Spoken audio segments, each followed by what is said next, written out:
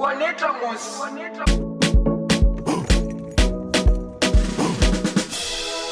matter where you go, remember the road that will. Hello, and welcome to another edition of Let's Get Real.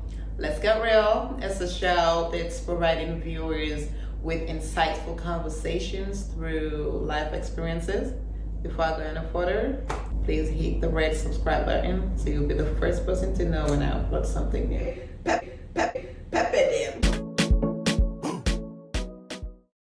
Today's special guest is someone that I admire. She's someone that has done so well for herself, coming to the United States as a young girl, and everything that she has done for herself to raise the bar high for all the young folks. And without further ado, I'm gonna introduce my special friend, Army veteran and IT professional, Rachel McCarthy. So Rachel, welcome. I'm so glad to have you. What age did you come to the United States? At what age? I came to the United States age 7, 8. Mm-hmm. So I basically grew up here. Yeah, so this is practically home for you. Let's just say that. So I want you to walk us, take us down memory lane from age 7 and everything you've accomplished and all the hiccups, all the road bumps that you hit along the way to where you are today. So I'm going to start off by saying one of my favorite saying is everything happens for a season, because nothing lasts forever, right? Mm-hmm. It happens for a reason, for a lesson, Right. or it can be for a blessing. And you as a person have to look deep within that and figure out, hey, what is this for? You know what I mean? And with situations and people, everything basically has an expiration date. Your life is like a train. Right. Things get on, things get off. Yeah. People get on, people get off. And you can't hold on to the things and the people when the expiration date have matured or reached its maturity, because then it would disrespect you, right? Right. Like, you don't remember having a boyfriend, you know you were supposed to let him go. I came to America, it was winter. It was like a November, December of my 7th birthday. And I remember it being so cold. They bought me a pink fluffy coat. And my aunt wanted a trunk of her car and she took out a Coke. But not the Coke we have in Africa in the bottles. We know the one in the can. I was like, oh, fancy. She just have a Coke in her car. Because Africa, you have to go to the Fullerman shop. Right. I'm from Sierra Leone, so you go to the Fullerman shop and buy it. So I was out there like, okay, don't, blend in, American, So, and that was basically, I lived with my aunt's house, and I mean, you always have to look at what people say, basically, right? So when I lived with my aunt's house, she wanted me to live with her to be a playmate to her son, and that's what I was. I wasn't her kid. I was a playmate and a maid in her house. I was 7, 8, I was cooking, I was cleaning. I didn't have a bed until college. I slept on the floor. She was just like, she had a townhouse. She had a 3-bedroom townhouse. And she basically was just like, it's my house. I'm not going to share a room with the little girl. As an adult now, I have my own townhouse. I'm like, okay, I kind of get it. You know what I'm saying? But then she was just like, my son is a boy and Rachel's a girl. They can't share rooms because they're getting to the age where they know things. Right. So the only person that I could share a room with was my grandmother. I shared a room with her for about 2 weeks, but kids sleep rough. You're like kung fu fighting in the bed. Just kicking. Tell me about it. But so she was just like, I was kicking her and she's diabetic. And one word that she always used, I'm diabetic. If she kicked me one day, I would die. Which means if she kicked me one day, I would die. Yeah. So basically, I can't sleep in her bed. So my aunt was like, well, you want her to go? That's your granddaughter. She was like, well, she can't sleep with me. So then I moved to the floor in the room with her. And then my clothes were still in a suitcase because she had so much clothes that there was no room for mine and she wasn't moving anything. And so I'm sleeping on the floor, I had blankets folded up, and imagine, this is the great America. Like, as immigrants, we see America so big, and I'm like, I'm here, and I'm sleeping on the floor. Wow. Like, It was crazy. And it's winter, it's cold. Exactly. And my aunt... And you're 7, 8? Yeah. And now that I'm older, I realized that my aunt, she really wasn't making money. Now that I'm making money, and he is not a big deal, thanks be to God, he blessed me that way. But now I'm like, yo, she really wasn't making money. Because as a kid, you see all adults and you're like, yo, that's an adult, they're grown, they got it. You don't understand certain things, especially coming from a different culture. You just think America, everyone's rich. Yeah. So I was just like, why am I sleeping on the floor? And I escaped the war in Sierra Leone, so then I went to Gambia, that's how I came here. So I don't even know where my mom is. I don't even know if she's alive. I don't know where my sister's alive. So I just used to just cry myself to sleep.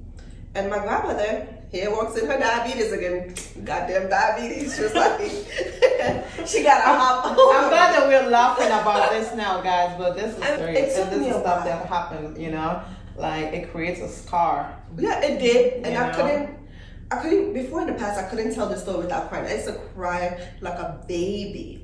But I told this story so much because I wanted to conquer it. And that's my personality. I don't get conquered. I will conquer you. Even in my dream. You come in my dream trying to fight me, I will kill you in my dream, okay? Pepper them. Pepper them, okay? And that means pepper them, okay? Put pepper in your eyes. Finish them. Round 2. Not even round 2, round 1. But all jokes aside, I literally was sleeping on the floor. Like, I had one blanket that I folded up to give myself cushion, and another one I used to cover. My aunt did not put the heat on. It used to be like on 65 or maybe 70. That's cold. It's cold. Now I realize when I think about it, I'm like, she really didn't have no money, because I'm trying to understand my trauma, because human nature, we try to define things. Yeah. We try to put a title to it. We try to understand, like, yo, she really may not be that evil. Maybe it was this. Like, I'm making excuses for her. You see what I'm saying? Yeah. So anyway, I'm just shivering on the floor. Sometimes I won't even sleep. But my grandma, her diabetes, she had to jump over me, and one day, if she jumps over me, she falls, she might die. That was her concern. That was her concern, she might die. So I couldn't be in the room with her. So they moved me in the living room in a townhouse. So imagine you're 7, 8, sleeping in the living room. Your aunt, she too cheap or too broke, whatever the situation is, to live on the light. So you're sleeping in the living room. Scary. The basement, you know, there was no door to the basement, so it's open. So you're seeing darkness there. You're seeing darkness in the step up. The kitchen is dark. The dining room is, and the living room is dark because she don't want to have the light on to be opened.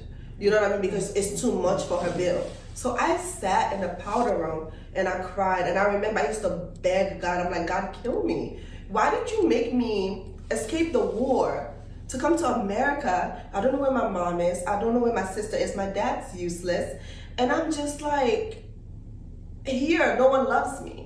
And to make matters worse, my grandma and my aunt, they used to tell me, like, you should be lucky you're here. You should be lucky that you're with our family. They're Creole. So Creoles are like the white people in Sierra Leone. So they're like, you should be glad you're Creole. Like, if you weren't with us, you would have been worse. I'm like, this is supposed to be good? I'm in hell. I remember I literally, can you imagine an 8, 9-year-old praying to God, like, kill me? I used to be like, God, why? Because I didn't have the guts to kill myself. And I'm a punk. You know, I don't be like Beatles. But I'm like, God, kill me. I could take it, you know, with my chest. But yeah, so coming from that, I didn't have my first bed until I went to college. And you know when you're doing so good in your trauma, that people envy you in your trauma. Yeah. I remember I had a friend, she was, oh, she's not my friend, she was a friend of me. She was like, Rachel, you know, your family is rich, because the way I carried myself. I never forced myself to speak in slang, because I had a teacher in elementary school. They were like, you talk slang, you're going to write in slang, it's going to mess up your career. Right. And I remember my mom's family back home, they were dirt poor. Like, they had a latrine, literally like a hole on the ground, where like that's where they pooped and peed, because it's literally a latrine. The definition of a latrine is a hole in the wall. I mean, a hole in the ground. So I remember, like, they're poor, and it's always been in me to help them. So like I knew I just had to work. So I never spoke in slang. I never did a lot of stuff. I never tried to make like friends like that in high school, because I had things I knew I had to do as an adult. So I was always focused on that, you know?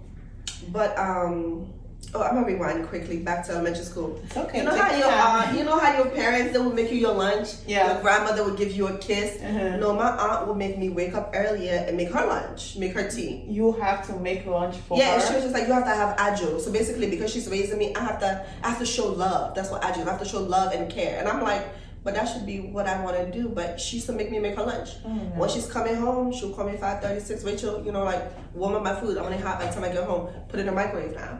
Imagine. And she's just like, you have to do it because you love me. And she would do laundry because she didn't trust me to do laundry, but I have to iron everyone's clothes. And God. She was the person to iron jeans. So just imagine. I used to iron everything. As young as you were. Yeah. Cooking, cleaning. And when I came, I had hair that was long up to here.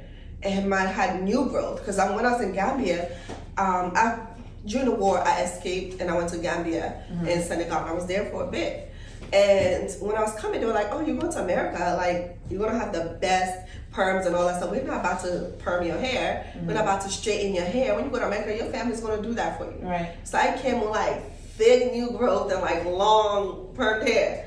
And my grandmother looked at me. She was like, oh, all your perm hair is dead hair. And all the new growth is good hair. So she cut off all my hair to the new growth. But that's before it was hip, okay? So they made fun of me, and I was like 86 pounds, okay? I was 90 pounds in college. I told you, I was this big. So I would go to school, and I would look like a boy, and they would tease me. My aunt, she didn't want to buy me clothes, so I wore her son's clothes. So she buy clothes for her son and not you. Yeah, and I would get the habit of, she buy me stuff. It would be like from Kmart, but it would be like a couple of stuff. But most of the stuff I wore was her son's clothes. And they weren't stylish. I remember a girl told me, you don't even have skinny jeans. You're not, look at how you're dressed. Like, I look at pictures when I was in elementary school and I look at the other girls, they had the bows and the pretty dress on the jeans, and I literally look like a train wreck. But remember what I said, everything happens for a reason, a season, a lesson, because look at me now. Exactly. Right. Of course. Right. We just gonna put this in the bag. Right. You've changed from that girl that was going through all that trauma, because it was very traumatic. Can't imagine at your age having to sleep on the floor and having to face your aunt, who's a grown woman. Nothing wrong with doing that, but as a child, I felt like you should leave a child and you should live as a child. But if you come into someone's house, I feel like it is your job to make them feel comfortable. And sometimes that's not reality. It's not. So I mean, it's really sad. I'm sorry you went through all of that. Right. But again, I'm glad that today we can laugh about the situations, because you've evolved from that.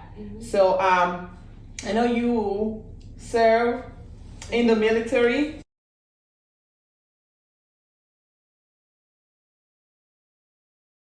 So I want you to give me your perspective of being an African and going to war in the United States.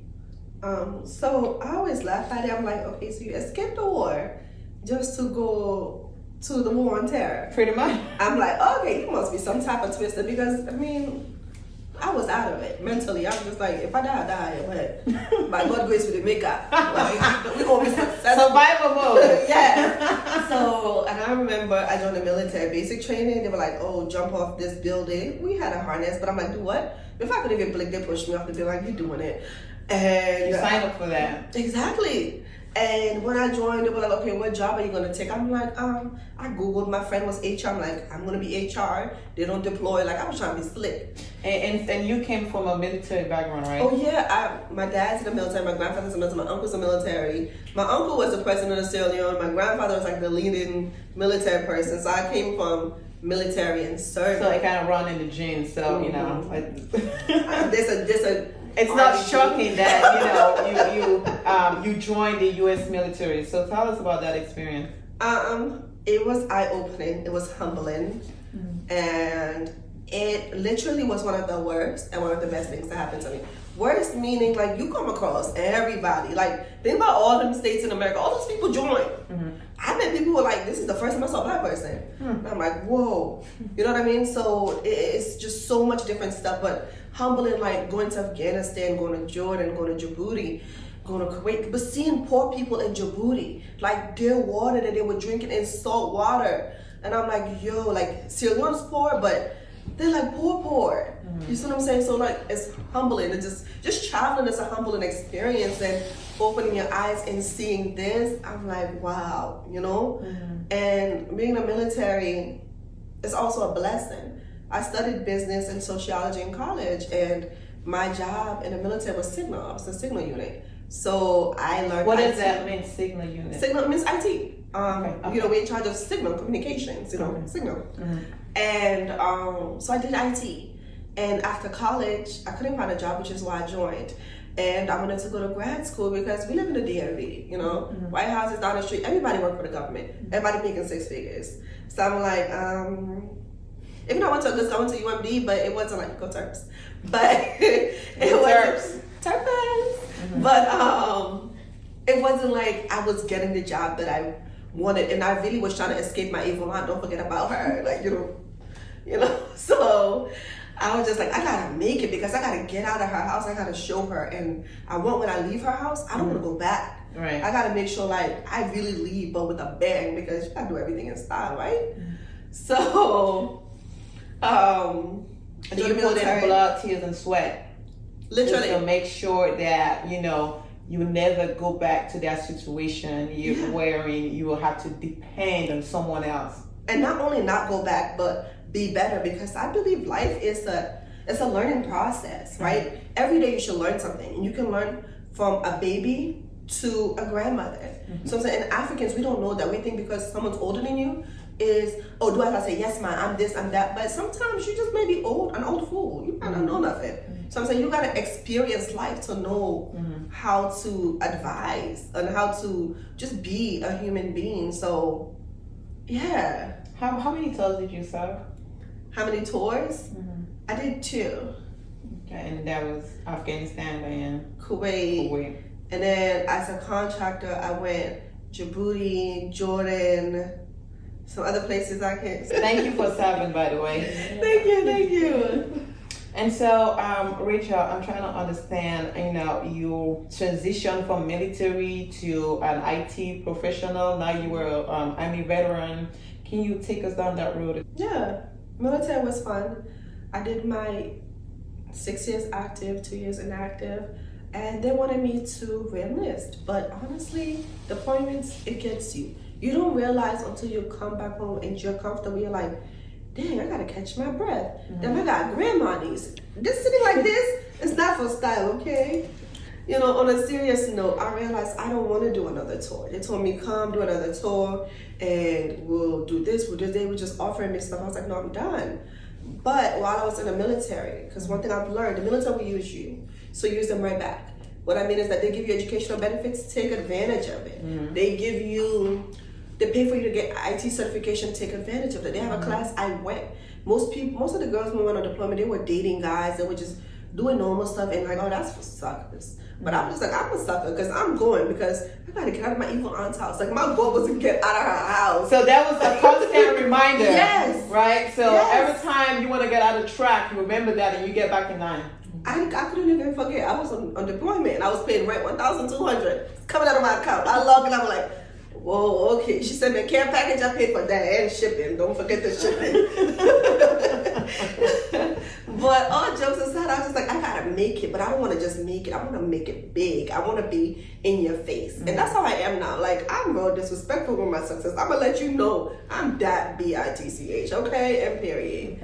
Okay, thank you. So I have one last question for you. What advice do you have for someone that's aspiring to be you someday, that would have gone through your struggle and has come out of it? Just seeing everything is very humbling, and it's such a bittersweet experience because your situation touched my heart. I mean, I knew you as a friend, but I never knew. I kind of know a little bit of it, you know, because I met Rachel in college, but I never knew that it went all the way to when she was 7, 8 years of age, that abuse. I'm sure that's something that you'll never forget, even if you try to. But again, that's what makes you the person that you are. So sometimes, you know, we'll kind of look at stuff negatively, but I bet if you had had it maybe the other way around, you would not have become the person that you are. So what advice, what positive advice you give to someone that was aspiring to be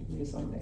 Well, first, I never really told anybody what I went through. I told my stepmom, she kind of figured it out. But I didn't tell my friends or people like that because, like, for me it was embarrassing. Like, because everyone looked at me in college like, oh, you're this fashion person. Like, Rachel's going to make it. She's so talented. She's so this. And for me to say, yeah, like, I only had a bed in college. Like, at home, I slept on the floor. Like, that was mad embarrassing. You know what I'm saying? Like, people looked up to me. They wrote magazines about me in school as a fashion person. So I just used to be like, okay, I just go with the image. I just go with the flow.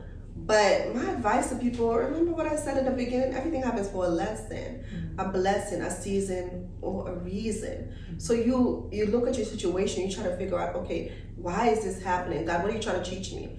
You know, and God also. God is literally the key to everything.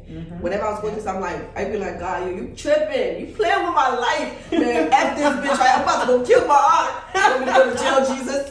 You know, like, seriously, I used to literally have talks with God. I would read the Bible. Thank God that didn't happen. Thank God. Thank you, Lord. Yeah.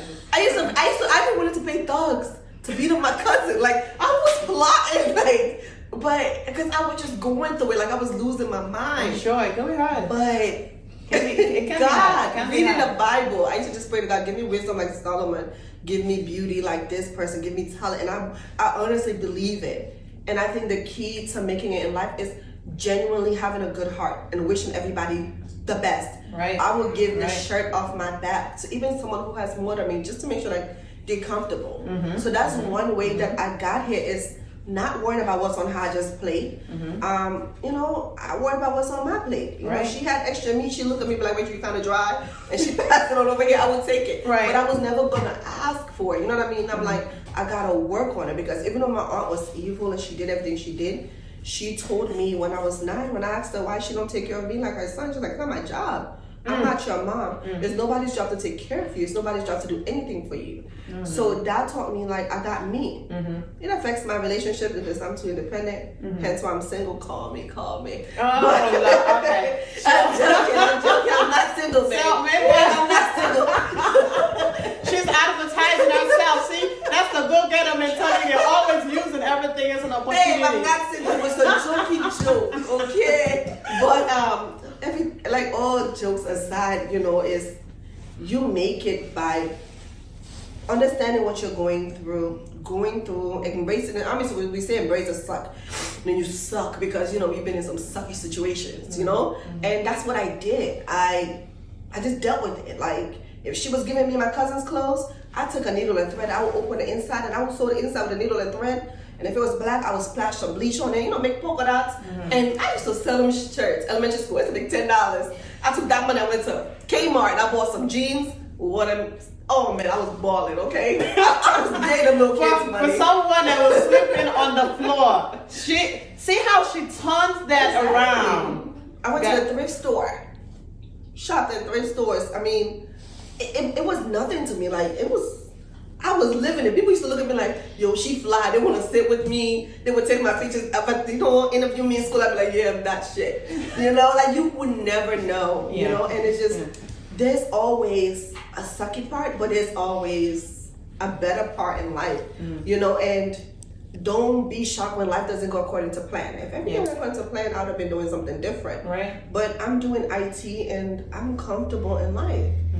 You know what I mean? Like, I have no regrets. Will I do it all over again? Yes, including the crazy part, because my life now is unreal. And that is your story, and that's what makes your story different. And that's Rachel's story. It's not going to be the same story as everyone else. And so it was a good thing that you hit those roads, you know, you met those bumps, and you know, again, that makes who you are. Rachel, thank you very much. I appreciate you being here. It was a pleasure. If someone wants to reach out to you for advice on mentorship, what's the my Instagram name is chic-vintage. My Facebook is Rachel McCarthy. I do resume building. If you need it, if you need IT advice, if you want fashion advice, whatever it is, a helping hand, because it takes one to make one. You know, we gotta help each other in line. All right, so guys, jump on that opportunity. If you have, you know, not necessarily yourself, kids that can learn a thing or two or three, again, use this as a resource. You know, so I'm gonna link her information in the comment section. So chat to her. Again, this is open to everyone. You know, let's build ourselves. Thank you. Okay, so Rachel, Miss Fancy Pansy, can you tell us about this bag? This bag, okay, so they had a Bowie town fair, and this guy from Senegal, and he was selling these bags. I will find his social media. Thank you. I'll tell him. I will find his page and we'll include it in the thing. And this bag is literally my overnight bag when I'm sneaking up to my mood house. It's my bag to carry. TMI. Okay. But yeah, so this is literally. It's beautiful. It's Africa. Africa's beautiful. Yeah, we always represent, huh? Yeah, that too. Gotta represent yourself. Thank you very much, Rachel. Thank you.